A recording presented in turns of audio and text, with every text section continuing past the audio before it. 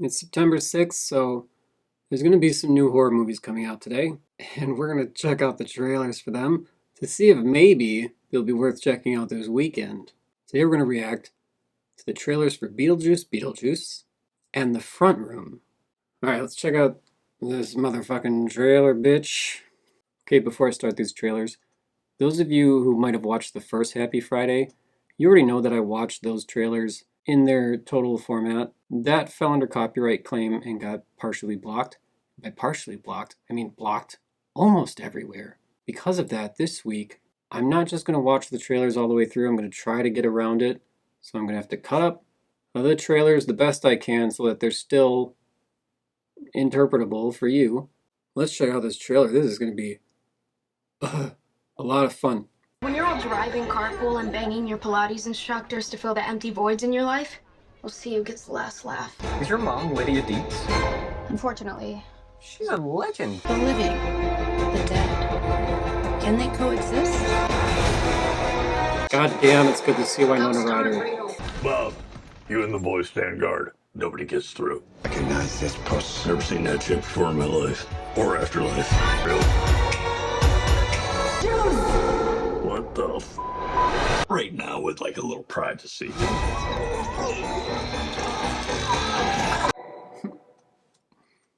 Okay, well, it seems like if you've seen the first one, you've seen the second one.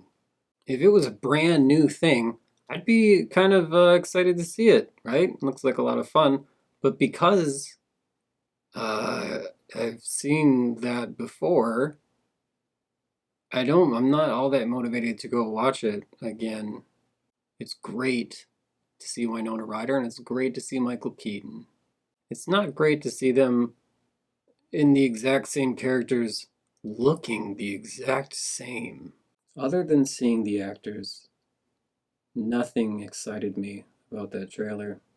The thing about Beetlejuice is it came out in 1988, and Tim Burton was new. That was a new director and a new kind of filmmaking and art style, and that was 36 years ago. I'd be hyped for this movie if it came out 30 years ago. That would have been the right time, probably. Now it's just, what are you doing? Also coming out today, The Front Room. Everything goes to hell for newly pregnant Belinda after her mother-in-law moves in. As the diabolical guest tries to get her claws on the child, Belinda must draw the line somewhere. I have a feeling, even if it looks good, it's not going to be like, you gotta go see this movie about this pregnant lady and her bitch of a mother. What are we gonna do, Norman? What are we gonna do, Norman? Who's this? I am his mother. She thinks that the Holy Spirit possesses her and gives her power. I'm the problem, I'm the villain. What the fuck's the music? You must be my Norman's Belinda. Belinda. My name is Belinda. Belinda.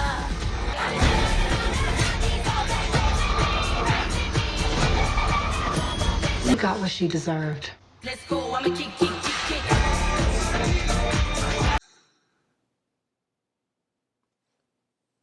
I don't know, it better be fucking amazing. Because otherwise, A24 has dropped off, man. I mean, what are they doing? I used to want to see everything by them. And that doesn't feel like it's taking a chance at all. I mean, that was the fun thing about A24, is you knew you were getting a different kind of movie. Did that look any different than like a Blumhouse film? And they really hammered home the Belinda thing. Which, who is that even for? Belinda's?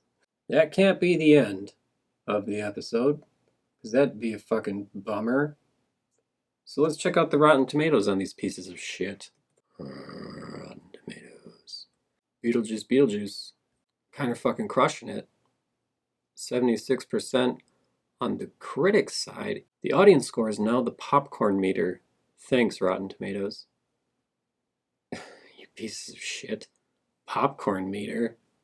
How dare you? reduce the audience score to popcorn meter. Okay, I don't know who wrote this review, and I'm not going to click on it because it sounds like shit. Michael Keaton's devious poltergeist still has plenty of juice left in this madcap return to form for Tim Burton, marrying charming practical effects and ghoulish gags to provide a fun time.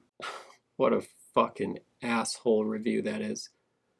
And I didn't even read it right, because it's not a fun time. It's a fun time. Wenlei Ma. Apologies if I'm pronouncing that wrong. Beetlejuice is content to throw glittering guts in the air, mix it up, and see what ghastly concoctions form. It's purely a nostalgia piece, but what more did you want? More? I wanted more than a nostalgia piece. That's my problem. I don't want to settle for every new fucking movie being a nostalgia piece. Tasha Robinson, Polygon. It's another tick mark on the seemingly endless list of 2020 franchise installments that serve as belated victory laps for past comic triumphs, while blunting what was unique about those triumphs. But on its own, it isn't much of a movie. Sounds like the impression that I got from the trailer, and that person gave it a 1.5 out of 5. Here's the thing. Should we disregard the popcorn meter, which is 86%, on over 1,000 verified ratings? It's looking like this is going to be the one to see. If you want to see a horror movie this weekend, it's going to be Beetlejuice. I'm curious, do you have to have seen the first one? Because you know a lot of the jokes are going to be like, remember that? That's probably going to be the winner for today, but let's check out the front room. Surprise me, A24. Nope. The tomato meter is 50%. And there's no popcorn meter because there's fewer than 50 verified ratings. The first one that came up said, literally the worst mother-in-law movie ever. Makes Throw Mama from the Train look like a Bahama cruise. Thanks, Mike W. This motherfucker, Joel G. Sorry, Joel, I don't mean to get all heated. Joel G., who's probably a really nice guy, said 3.5 out of 5. This wasn't a bad movie, and I see a lot of movies in a year. Is it a must-see? Nah. But it was far from a bomb either. Kept me engaged. The mother-in-law was a hoot to follow on screen. So I say go see. Just don't expect an Oscar-worthy moments. Brandy was solid though, love her. Hey, it's our guy, William Bibiani. The Edgars brothers have an uncanny way of balancing those wild... The Edgars brothers have a canny way? Canny? Son of a bitch, is canny a word? Am I just learning that now? Like, I know the word uncanny, so it would make sense that canny would be a word. Having or showing shrewdness and good judgment, especially in money or business matters. Northern English Scottish, pleasant, nice. She's a canny lass. Is canny the opposite of uncanny? Canny is also related to the word cunning, another adjective meaning wise, but with negative connotations. Uncanny is not the opposite of canny. Uncanny means weird or unsettling. So they're not even fucking related, those two words. So, I don't know, William Bibiani. I appreciate you teaching me a new word, I think. But I don't think you should have used it in this review. I'm not saying you're wrong to use that word. I'm just saying I didn't even know what the fuck it meant. And you should probably use the words that people know what they mean. The Edgars brothers have a canny way of balancing those wildly different tones. We're frightened for each character, even when we point and giggle at them. It's a twisted film.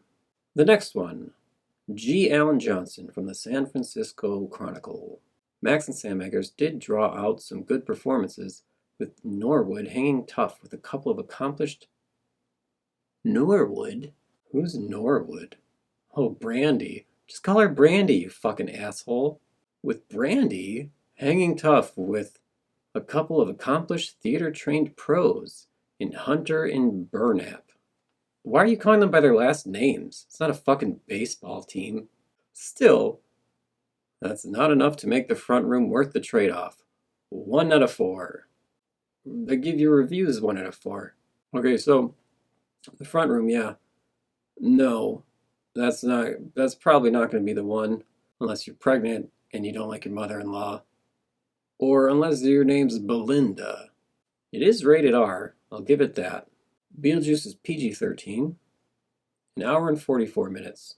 So this is the conclusion. See Beetlejuice. Beetlejuice. If you fucking want to, or if you've never seen Tim Burton before, then you'd probably like it. You'd be like, this is interesting. Anyway, that's it for this week's Happy Friday. I'm probably going to have a movie review coming out tomorrow. It's kind of a surprise. Especially if you watched the first Happy Friday. So I'll see you next week. Have fun at Beetlejuice.